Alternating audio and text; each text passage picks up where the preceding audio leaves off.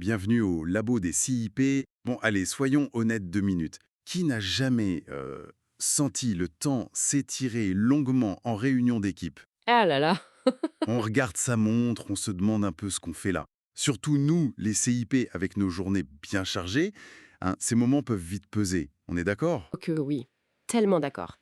C'est un grand classique ça. Mais justement, l'idée aujourd'hui, c'est de voir, comment on peut peut-être changer ça. Transformer l'essai, quoi. Voilà, passer de la réunion où l'on subit un peu, soyons clairs, à une réunion qui sert vraiment, qui est utile, productive et pourquoi pas même, agréable. Agréable, carrément.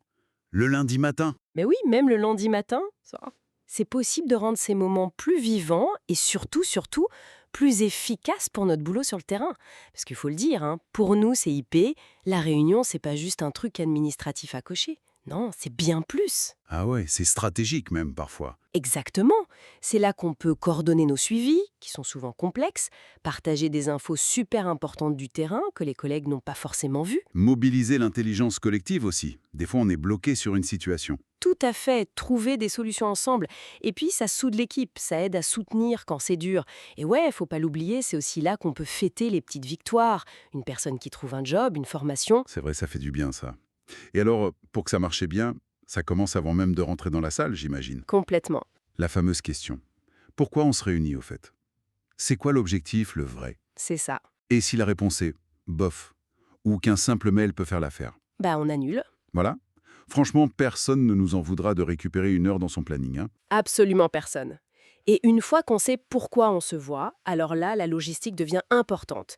Qui on invite? Ah oui. Bah, seulement les personnes qui sont vraiment concernées par l'objectif. Pas la peine d'inviter toute la Terre.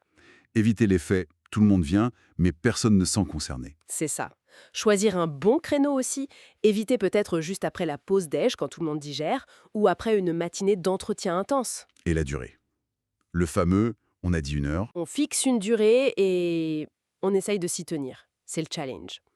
Puis l'ordre du jour. Ah, l'ordre du jour. Le truc qui fait 15 pages parfois. Non, justement, clair, dynamique, synthétique. 3 points bien ficelés, c'est beaucoup mieux que 12 listés à la va-vite qu'on n'abordera jamais. Et envoyer les docs avant, si besoin. Et le compte-rendu, qui s'y colle? Voilà, pensez avant qui prend quelques notes. Ça évite le blanc au début ou à la fin. Qui le fait aujourd'hui? Ok, ça c'est pour l'avant. Et pendant, comment on évite l'effet soporifique? Alors là, on change de rôle, on n'est plus juste un participant, on devient un peu facilitateur. Animateur. Oui, animateur, facilitateur. Démarrer avec un peu d'énergie, un vrai bonjour, rappeler vite fait pourquoi on est là, le cadre, et surtout faire parler les gens. Pas le tour de table où chacun dit RA, RAS. Non, pitié. On pose des questions ouvertes, concrètes.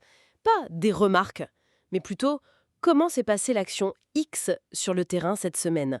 Ou, pour Madame Martin, quels sont les prochains pas concrets qu'on voit ensemble? Plus engageant, quoi.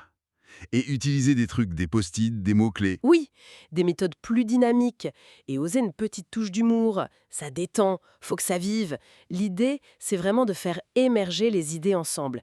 Et surtout, qu'elles deviennent des actions. Un support visuel, ça aide beaucoup. Un paperboard, un doc partagé. Pour que tout le monde voit la même chose. Exactement. Reformuler ce que quelqu'un dit. Ok, si je comprends bien, tu suggères de faire ça. Ça montre qu'on écoute et ça vérifie qu'on a bien compris. L'écoute active, comme on dit. C'est ça. Et quand il y a plein d'idées, hop, on priorise ensemble. Un petit vote rapide, des gommettes, peu importe. Le truc crucial, c'est de finir chaque point par OK, qui fait quoi et pour quand. Faut que ce soit hyper clair. Le fameux qui fait quoi, pour quand. La base pour que ça bouge après la réunion. Mais des fois, on entend oui, mais les post-it, tout ça, ça prend du temps, on n'a pas le temps. Qu'est-ce qu'on répond à ça? C'est une objection classique. Je dirais que c'est un investissement en fait. Ça peut sembler prendre un peu plus de temps sur le coup, c'est vrai. Hmm. Mais ça fait gagner en efficacité après. Parce que les décisions sont mieux comprises, elles sont partagées, donc elles sont mieux mises en œuvre. Et on évite souvent la réunion N+1 pour reclarifier ce qui n'était pas clair. Pas faux. Donc, un petit investissement de temps pour un gros gain d'efficacité derrière. Voilà. Et puis, il ne s'agit pas de transformer chaque réunion en atelier géant. On choisit le bon outil au bon moment. C'est tout. Bien vu. Et la fin de la réunion? Qui? Souvent on finit un peu à l'arrache, non? Oui, faut éviter ça. On prend juste 2 minutes, pas plus. On récapitule vite fait les décisions clés, les actions. Qui fait quoi? Pour quand? On le redit. pour être sûr que tout le monde parte avec la même info. C'est ça. On peut même demander un petit retour rapide. En un mot, qu'est-ce qu'on retient d'utile aujourd'hui? Ça ancre les choses. Et puis, un merci. Sincère. Ça coûte rien et ça fait plaisir. Le petit mot qui fait du bien. Tout à fait. Et l'étape d'après, la dernière, c'est le suivi. Le compte-rendu. Ah oui, le CR. Pas un roman, surtout pas. Court, structuré, utile. Envoyé rapidement, idéalement sous 48 heures. Il rappelle juste décision, qui, quand. L'essentiel. C'est ce petit truc simple, mais envoyé vite, qui fait que la réunion a un impact réel, que ça ne reste pas des paroles en l'air. C'est ça qui transforme l'essai. Bon, si je résume, pour éviter de finir en mode zombie devant son café froid, objectif béton avant de commencer, animation vivante qui fait participer et qui débouche sur du concret, et un petit suivi rapide pour que ça serve vraiment. C'est un beau plan, ça. Carrément, c'est tout à fait jouable. Et d'ailleurs, pour continuer la réflexion, tiens, une petite question comme ça, entre nous.